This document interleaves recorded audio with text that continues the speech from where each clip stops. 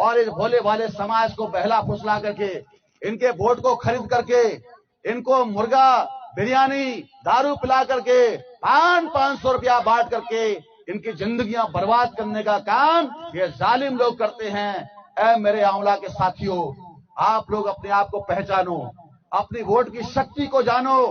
ये वोट की ताकत आपको संविधान बनाने वालों ने राजा बनने के लिए दिया था। अगर आप सही जगह इस्तेमाल करोगे तो राजा बनोगे दोस्तों, निश्चित तौर पर। और अगर आपने वोट का गलत जगह इस्तेमाल करोगे तो भिखारी बनोगे। ये भारत सरकार हमारे लोगों को, इस देश के भारतीयों को, मूल निवासियों को 2 वक्त की रोटी खाने लायक नहीं छोड़ी है। इज्जत से 2 समय की रोटी खाने लायक नहीं छोड़ा इस भारतीय जनता पार्टी की सरकार ने। कितनी शर्मनाक बात है। सरकार को लोगों का पेट भरने के लिए 5 किलो अनाज भीख में देना पड़ रहा है। धिक्कार है उस पर। जो सरकार अपने नागरिकों को इज्जत से रोटी खाने लायक नहीं छोड़ रही हो, ऐसी सरकार को धिक्कार करना चाहिए जनता को। दोस्तों, हम लोग धरती का सीना फाड़ करके अन्न पैदा करने वाले लोग हैं, मेहनत कश लोग हैं, स्वाभिमान के साथ जिंदगी बिताने वाले लोग हैं। आपके जमीर को खरीदने का काम इन भाजपाइयों ने किया है। कितने शर्म की बात है दोस्तों। 5 किलो अनाज में क्या आप लोगों की जिंदगी कटने वाली है? मैं पूछना चाहता हूं यहां की जनता से, हाथ खड़ा करके बताएं, क्या 5 किलो अनाज में आपकी जिंदगी कटने वाली है? क्या आप लोग अपने बच्चों को तालीम दिला पाएंगे? क्या अपने बच्चों की आप जो अच्छे स्कूल में पढ़ा पाएंगे? क्या अच्छे शादी व्यवहार कर पाएंगे? आपको जानवर से बदतर जिंदगी जीने के लिए मजबूर कर दिया है बीजेपी की सरकार ने। और कोई विपक्षी पार्टी बोलने के लिए तैयार नहीं है, मुकाबला करने के लिए तैयार नहीं है। कहां गए अखिलेश भैया? दिखाई नहीं दे रहे हैं। कोई कार्यकर्ता दिखाई दे रहा है जिसको आपने जिता करके भेजा? कोई आ रहा है सामने? कोई सामने नहीं। आज की तारीख में महंगाई चरम सीमा पर है। बहन मायावती का कहीं अता पता है? महारानी जी महलों से नहीं निकल रही हैं। जो चुनाव के समय पर आपके बीच में नहीं आई रैलियां करने के लिए अपने प्रत्याशियों के समर्थन में, क्या बीजेपी को 2024 में हरा पाएगी? कैसे कह सकते हो आप? आप मरते मिटने का काम करते हो। हम हाथी के पूंछड़ी पकड़ के रहेंगे, हम साइकिल के ऊपर रहेंगे। चुनाव के वक्त में भाजपा को हराने के लिए कोई गधा भी खड़ा होता है, उसके भी पीछे आप लोग लग जाते हो। कोई बददिमाग भी होता है, उसके पीछे भी लग जाते हो। मगर भाजपा घोटाला करके चुनी हुई सरकार है। दोस्तों, क्यों नहीं आवाज उठाते हैं लोग ईवीएम के विरोध में, जो विपक्षी दल हैं? हम कह रहे हैं दोस्तों, हम लोग शुरू से लेकर आज तक आवाज उठा रहे हैं। ये देश के अंदर में ईवीएम से लोकतंत्र की हत्या हो रही है, तो ये समाज को जागृत करने का काम कौन करेगा? ये काम विपक्षी पार्टियों को करना चाहिए। एक बार आवाज उठाई थी बहन मायावती ने, आवाज उठा करके आय से अधिक संपत्ति का मामला खोल दिया भाजपा ने, जेल में डालने के लिए धमकी दे दिया, चुप हो गई, डर गई। जो डर गया वो मर गया। दोस्तों, उससे मरे हुए इंसान से कोई बड़ी उम्मीद आप लोग नहीं कर सकते। अखिलेश यादव जी ने भी आवाज उठाई थी, पिछड़ी जाति के हैं, क्यों नहीं जाति आधा जनगणना की बात करते हैं? कराओ गिनती, पिछड़ों की हिस्सेदारी मांगो। देश के धन नर्ती का बंटवारा करने की बात है, मगर वो करते नहीं है, डरे हुए हैं। इनको जेल में डालने का काम भाजपा सरकार कर सकती है। इसलिए मेरे साथियों, असली विपक्ष का रोल आपकी ये बहुजन मुक्ति पार्टी कर रही है। चुनाव के समय में अगर मैं आया था, इसी जगह पर रैली हुई थी मेरी जनवरी के अंदर में, वामन मेश्राम साहब भी उस समय आए हुए थे। आप लोग बहुत सारे तारीख के गवाह होंगे उस समय के। उस समय भी हमने कहा था एलानिया तौर पर, और उस समय आपको लग रहा होगा शायद ये वोट काटने के लिए आ गए हैं। और आपने भाजपा के विरोध में जिसको भी वोट दिया होगा, मुझे पता नहीं है, सभी पार्टियों के समर्थन यहां बैठे हुए हैं, मगर क्या कर लिया आपने? वोट देकर के भी जिता लिया, और जिता भी लिया तो आज आपके हक हकूक की आवाज उठाने का काम कर रहे हैं वो लोग, क्यों नहीं कर रहे हैं? दोस्तों, सवाल पूछो उन भाजपाइयों के विरोध में जो चुनाव लड़ने वाले लोग थे। भाजपा तो आपका बेड़ा गर्क करने का काम कर ही रही है, मगर भाजपा के विरोध में जिन लोगों को आपने वोट देने का काम किया, पूछो उन नेताओं से सवाल, क्यों नहीं आवाज उठा रहे हो? देश में महंगाई बढ़ रही है, कितने आंदोलन हो रहे हैं बताइए?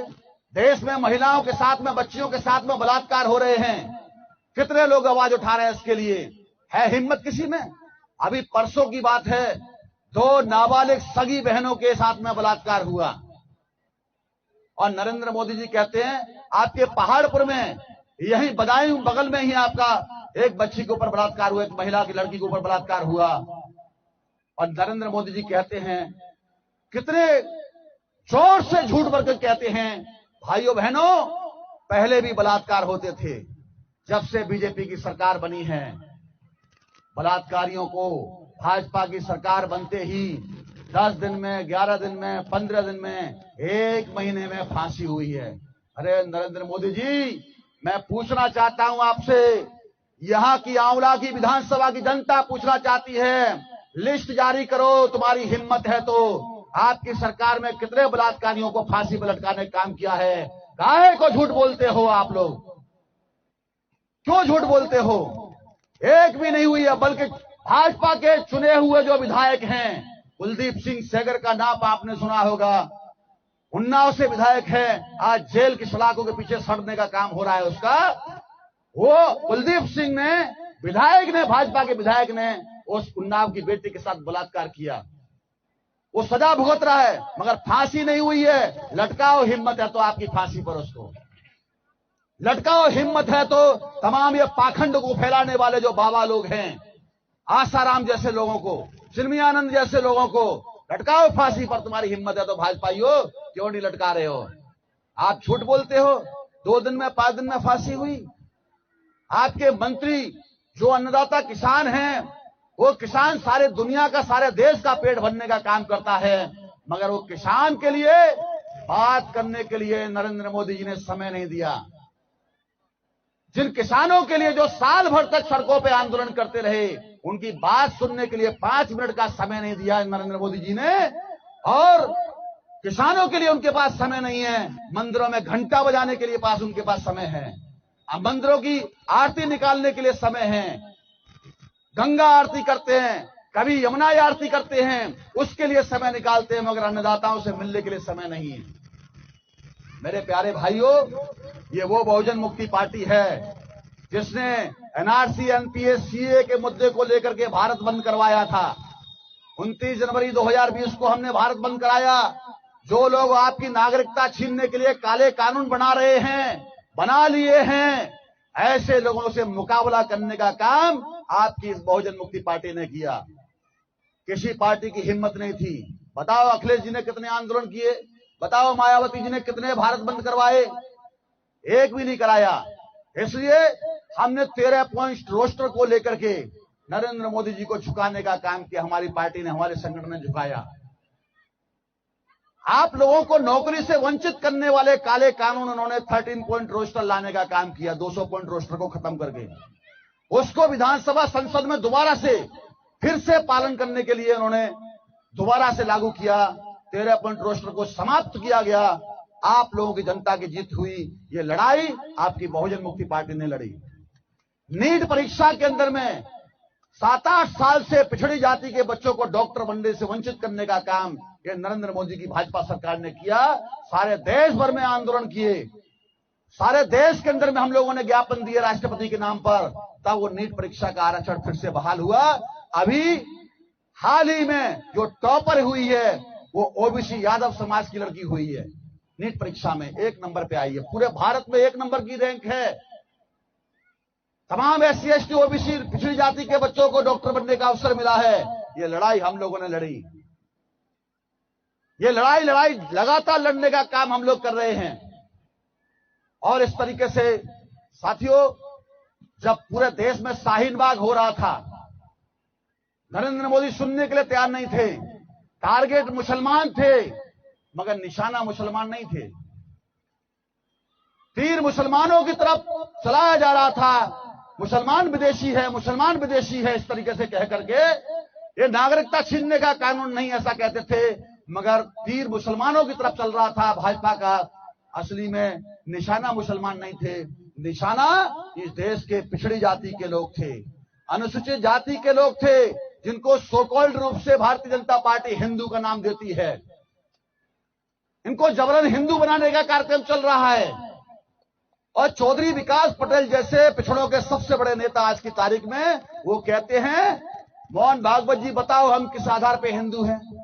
क्या कोई पंडित जी हमारे पटेलों के घर में जिसकी लड़की जवान हो गई है हमारे यहाँ रिश्ता करने के लिए आता है? तुम भी हिंदू हम भी हिंदू। कोई कश्यप के यहाँ आता है, कोई पाल जी के यहाँ आता है, वो कहते हैं हम हिंदू नहीं हैं। केवल मुसलमानों से लड़ाने के लिए हमको हिंदू बनाया जाता है। हिंदू बनाने का राष्ट्रीय कार्यक्रम वोट के लिए भारतीय जनता पार्टी का कार्यक्रम है। इसलिए मेरे साथियों, चुनाव के वक्त में इनके जाल में फंसने से आप लोग बचिए। आज गाली को आपके ऊपर में थोपने का काम ये लोग कर रहे हैं। दयानंद सरस्वती ने कहा है, पेज नंबर 281 पर सत्यार्थ प्रकाश में लिखा हुआ है। इस पर्चे को आप ध्यान से पढ़िए, अकेले मत पढ़िए, 4 लोगों के बीच में जाके पढ़िए। बहुजन मुक्ति पार्टी का 10 बिंदु का पर्चा है। आज की इस परिवर्तन यात्रा के उद्देश्य इसके अंदर में लिखे हुए हैं।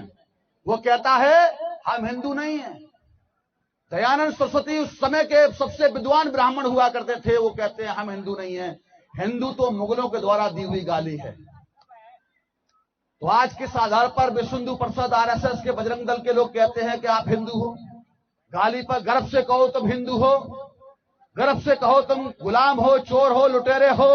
सत्यार्थ प्रकाश के हिसाब से, दयानंद सरस्वती के हिसाब से अगर अर्थ निकाला जाए तो गर्व से कहो हम काले चोर हैं, लुटेरे हैं, डाकू हैं, हारे हुए हैं, हीन हैं। क्या हम हीन लोग हैं क्या? किस आधार पे हमको गाली देने का काम ये आरएसएस के लोग, भाजपाई लोग कहते हैं? मैं सवाल पूछना चाहता हूं आप लोगों से। गाली पर गर्व कराने का काम ये करते हैं। जिनके बाप दादे अपने आप को हिंदू मानने के लिए तैयार नहीं थे, आज आप लोगों को जबरन हिंदू बनाने का कार्यक्रम चल रहा है। धोखाधड़ी हो रही है आपके साथ में। अधिकार देने के लिए, नौकरियां देने के लिए, आरक्षण देने के लिए आप हिंदू नहीं हो। आप चमार हो, धोबी हो, पासी हो, अहिर हो, गडरिया हो, अलग अलग जाति के नाम से आपको पुकारा जाता है। आप नौकरी मांगते हो, आपके पिछवाड़े पर लठ बांधने का काम ये उत्तर प्रदेश की योगी और मोदी की सरकार करती है। आप अधिकार मांगते हो, आपको लाठियां मिलती हैं। ये सारा देश के अंदर में आज चल रहा है, पूरा देश चल रहा है। और नरेंद्र मोदी जी कहते हैं आजादी का 75वां अमृत महोत्सव मनाया जा रहा है। काय का अमृत महोत्सव है? ये जहर घोला जा रहा है देश के अंदर में हिंदू मुसलमान के नाम पर। मृत महोत्सव है ये। जिधर देखो उधर जो नफरत की धारा बह रही है, लोगों को पीट पीट करके, मॉब लिंचिंग करके मरवा दिया जा रहा है। सरकार कुछ नहीं कर रही है। हत्याएं हो रही है, बलात्कार हो रहे हैं। काय का अमृत महोत्सव है ये। इसलिए मेरे साथियों, आप पिछड़ों का, आप मुसलमान भाइयों का, आप सिख भाइयों का, आप ओबीसी के लोगों का, शेड्यूल कास्ट के लोगों का, आप सभी तमाम 85% मूल निवासी बहुजन समाज के लोगों का हित भारत की राजनीति में अगर आप राजा बनना चाहते हो तो आपका उज्जवल भविष्य केवल बहुजन मुक्ति पार्टी में है। इसके अलावा कोई पार्टी आपकी समस्याओं पर मुद्दा को उठाने वाले नहीं है। बीजेपी को मुंहतोड़ जवाब अगर कोई पार्टी दे सकती है 2024 में, तो हमने तैयारी अभी से शुरू कर दी है। साथियों, आज विपक्षी लोगों की आवाज को बंद करने का कार्यक्रम कर रही है सरकार। संविधान के आर्टिकल 19 के मौलिक अधिकार का उल्लंघन करने का काम कर रही है बीजेपी सरकार। कार्यक्रमों को नहीं होने देना चाहती है, रोक लगाती है। अभी आपने देखा होगा वामन मेश्राम, जो इस देश में मूल निवासियों के सबसे बड़े महानायक हैं आज की तारीख में, वामन मेश्राम जो बहुजन क्रांति मोर्चा के राष्ट्रीय संयोजक है, भारत मुक्ति मोर्चा के राष्ट्रीय अध्यक्ष है, उनका कार्यक्रम होना था। और वो कार्यक्रम 27 जून को रोहतक में होना था, मगर वहां रोहतक में एक ब्राह्मण जाति का आदमी जय हिंद करके जो था, उसने कहा ये परशुराम का फरसा देख रहे हो, वामन मेश्राम अगर रोहतक में आएगा तो उस फरसे से उसकी हत्या कर दी जाएगी। क्या है देश के अंदर में? ये आतंकवादियों की तरह से धमकी देने का काम करते हैं। ये क्या ड्रामा चल रहा है देश में? लोगों का मौलिक अधिकार है बोलना, सभा सम्मेलन लेना, कार्यक्रम लेना, समाज को तैयार करना, पूरे देश में कहीं पर भी जाना, कहीं पर भी रोजगार शुरू करना आर्टिकल 19 में मौलिक अधिकार है। जैसे ही उसने ये धमकी देने का काम किया, पहले तो सरकार खट्टरे की सरकार है, वहां पर खटरा की सरकार है, खट्टर, वो खट्टर की जो सरकार है, खटारा वाली, उसको जो धमकी देने वाला आदमी है, उसको 307 का मुकदमा दायर करके उसको बंद करना चाहिए जेल के अंदर में। वो आतंकवादियों की तरह से हरकत कर रहा है। जिस परशुराम ने अपनी मां की हत्या करने का काम किया, इन्हीं के धर्मशास्त्रों ने हमको बताया, उस परशुराम का फरसा लेकर के लोगों को मारने की धमकी देने का काम कर रहा है वो। तो साथियों, उसको ऊपर कार्रवाई होनी चाहिए, उसने नहीं किया। कार्यक्रम पर रोक लगाने का काम हुआ। वामन मेश्राम साहब ने ऐलान किया उस समय दोस्तों कि हम ये भले ही नरेंद्र मोदी दिल्ली में बैठते हैं, सरकार राजधानी दिल्ली में है, मगर ये सरकार नागपुर से चलती है, इसलिए अभी नागपुर के आरएसएस कार्यालय को घेरने का कार्यक्रम हम लोग करेंगे। उन्होंने ऐलान किया 1 लाख लोगों का मोर्चा लेकर के हम लोग 6 अक्टूबर को नागपुर जाएंगे। आज आरएसएस के लोग सबको डराते हैं, भाजपा के लोग सबको डराते हैं, लेकिन वामन मेश्राम से डरते हैं, बहुजन मुक्ति पार्टी से डरते हैं केवल। और 6 अक्टूबर को इस देश के अंदर में वो होगा दोस्तों जो आज तक के इतिहास में किसी ने नहीं किया होगा। वो आरएसएस मुख्यालय पर 1.5 लाख लोगों के साथ में मोर्चा लेकर के बहुजन मुक्ति पार्टी भी मेश्राम साहब के आह्वान पर हम लोग जाने वाले हैं। और आपको भी हम निमंत्रण देते हैं, आप भी आ जाइए 6 अक्टूबर को, अपनी आंखों से देख लीजिए जो आरएसएस आप सबको डराने का काम करता है, उसकी कैसे पौं हो रही है। आज की तारीख में नरेंद्र मोदी से चिट्ठी लिख करके उसने गुहार लगाई है कि आरएसएस कार्यालय के लिए सीआईएसएफ के 150 जवानों को भेज दो। 150 जवानों को लगाया है वहां पर, जहां 1.5 लाख लोग जाएंगे, वो 150 जवान क्या करेंगे, क्या कर लेंगे। और सारा नागपुर तो मूल निवासियों से घिरा हुआ क्षेत्र है पूरा। विचारधारा का महासंग्राम होगा 6 तारीख को दोस्तों। इससे पहले मेरी बहुजन मुक्ति पार्टी का 10 साल में पहली बार राष्ट्रीय अधिवेशन मेरा होने जा रहा है मध्य प्रदेश भोपाल में। आज आपकी 20 तारीख हो गई है। 5 दिन के बाद में 25 तारीख को 1 लाख लोगों का कम से कम सम्मेलन मेरा जो है पहला राष्ट्रीय अधिवेशन भोपाल मध्य प्रदेश में होने जा रहा है। उसका भी मैं आप लोगों को निमंत्रण देने के लिए आया हूं। साथियों, उस निमंत्रण को आप लोग स्वीकार करें, भोपाल भी आए और नागपुर भी आए, अपनी आंखों से देखें कि देश में कितनी बड़ी शक्ति है, कितनी बड़ी ताकत बन चुकी है जो भाजपा को मुंह तोड़ जवाब देने की हिम्मत रखती है। समाजवादी पार्टी बीजेपी को हरा नहीं सकती है, बहन मायावती बीजेपी को रोक नहीं सकती है, वो तो खुद ही डरी हुई है, जेल जाने की तैयारी कर रही हैं। भाजपा के लोगों ने सारा बंदोबस्त कर दिया उनका, और किसी एरिया गहरे नत्थू खेला की हिम्मत नहीं है आज की तारीख में जो इनसे मुकाबला कर सके। ये आपकी पार्टी, आपकी अपनी पार्टी है, इसको जन जन तक, घर घर तक पहुंचाने का काम आप लोग कीजिए।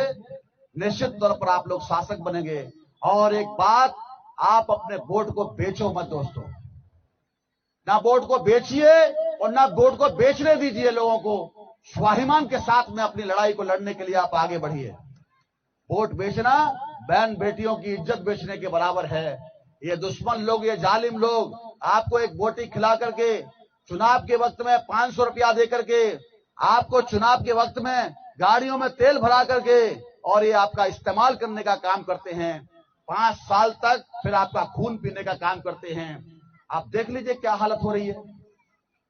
हर घर के अंदर में graduate, post graduate, inter pass, high school pass बच्चे, बेटा बेटी बैठे हुए हैं, कोई काम धंधा नहीं है। क्या होगा देश का भविष्य? अंधकार ही अंधकार है। केवल आशा, उम्मीद और रोशनी की किरण अगर कहीं दिखाई दे रही है तो ये बहुजन मुक्ति पार्टी ही आपको इस गुलामी से मुक्ति दिलाने का काम कर सकती है, आपको आजाद कर सकती है। मेरे प्यारे भाइयों, इसको मजबूत कीजिए। बूथ लेवल पर आप जाइए, एक बूथ पर 10 यूथों को तैयार कीजिए, एक बूथ पर 10 नौजवानों को तैयार करो, आपका कल्याण हो सकता है। और फिर दोबारा मत कहिएगा कि अभी आप चुनाव के समय में आए हैं। मेरा तो निरंतर चलो गांव की ओर अभियान है।